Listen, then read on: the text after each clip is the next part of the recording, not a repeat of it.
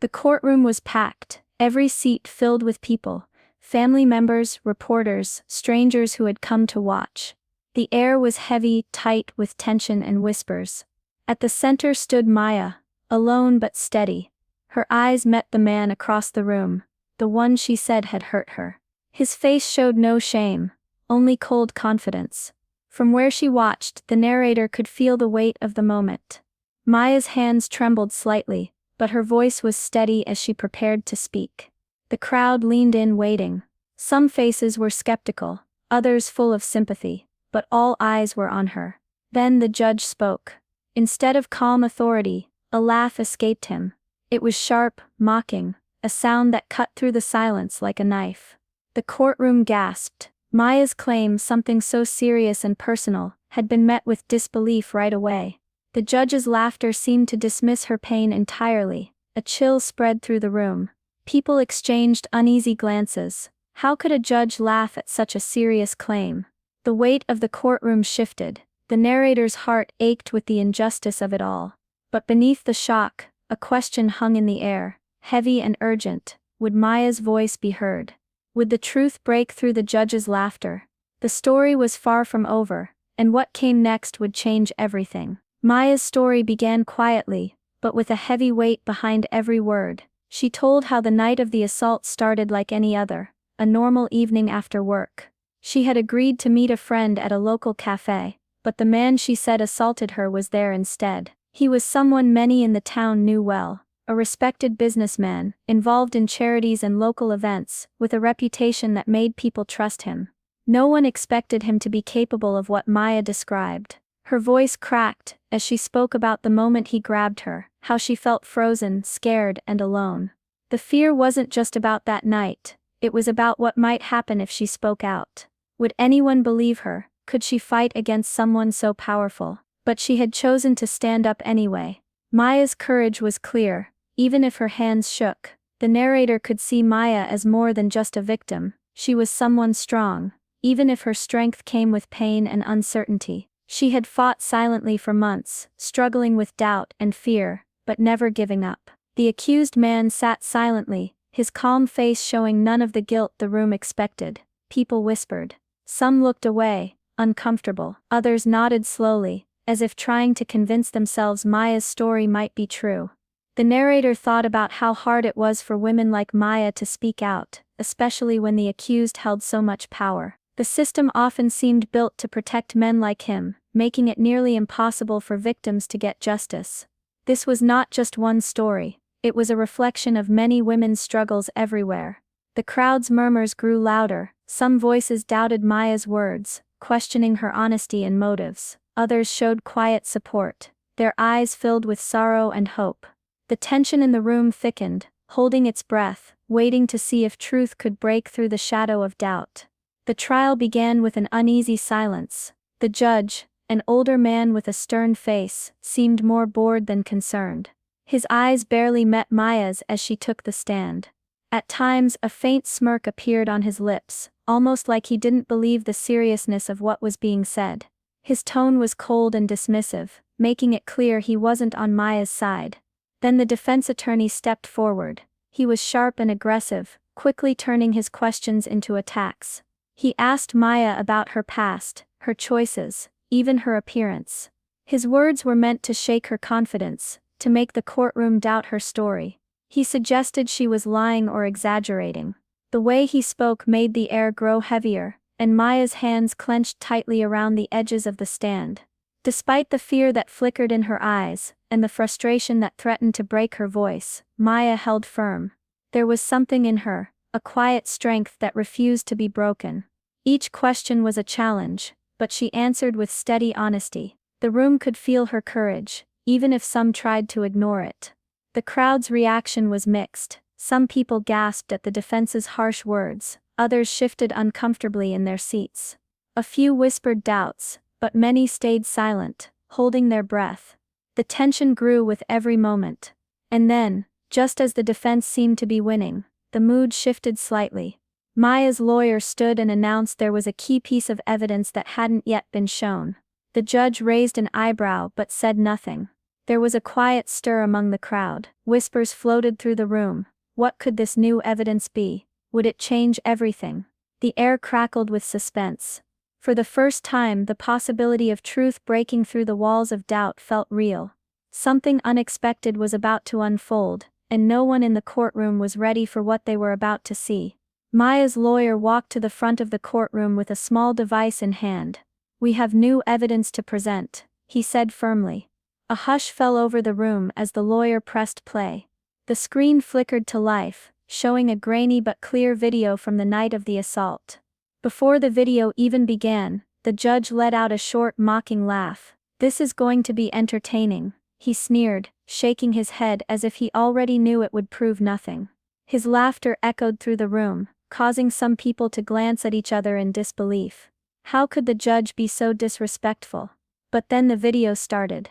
The footage showed the accused man clearly following Maya into a dimly lit alley. His hands grabbed her without her consent. She tried to pull away, pushing him back, but he held her tight. The camera caught everything. The fear in Maya's eyes, her desperate attempts to escape. It was undeniable. The judge's laughter died instantly, replaced by stunned silence. The crowd gasped all at once, some hands covering mouths, others leaning forward in shock. The tension that had been building broke like a dam, flooding the courtroom with raw emotion. The narrator's voice felt the surge of shock and hope. Here was the proof everyone had waited for, the moment Maya's truth shone brighter than the doubt that had surrounded her. For a second, the room felt heavy with disbelief. How could such clear evidence have been ignored for so long? But then came the plot twist no one expected. As the video continued, it revealed a second figure lurking nearby, a person who appeared to be watching the assault happen. At one point, the camera caught the judge himself, stepping away from the scene just moments before it began. The judge's expression in the footage was serious, tense, unlike the mocking face he showed in the courtroom. A ripple of shock swept through the crowd, whispers turned into murmurs as the implications sank in. Why was the judge there? What had he seen, and why had he laughed off Maya's claim in court? The courtroom was silent again, all eyes fixed on the judge. His face betrayed a mix of surprise and discomfort. For the first time, the weight of the moment seemed to press down on him. The narrator's tone held a mix of disbelief and hope. Could this be the moment justice finally started to break free, or would the power around the judge and the accused keep truth buried deeper? The question hung thick in the air. What would the judge do next? Would he stand by his mockery, or would he face the truth and finally hold the guilty accountable? The courtroom waited, breath held tight, ready for the next chapter in this fight for justice. The judge's laughter stopped abruptly. His face, once full of mockery, now showed something else, shock, maybe even fear. He blinked rapidly, and pressed his fingers to his temple, struggling to keep control.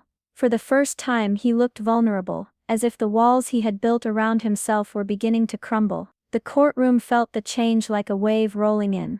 The defense attorney quickly rose, trying to regain the upper hand. His voice was sharp, trying to make the video seem unreliable.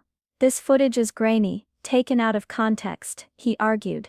"It doesn't prove anything. It's easy to manipulate." But his words were weaker than before. The clear images in the video left little room for doubt, and even some members of the crowd began to question his words. Maya stood quietly, watching the scene unfold. Inside, a storm of emotions raged. Relief that the truth was finally coming out. Fear of what might still happen.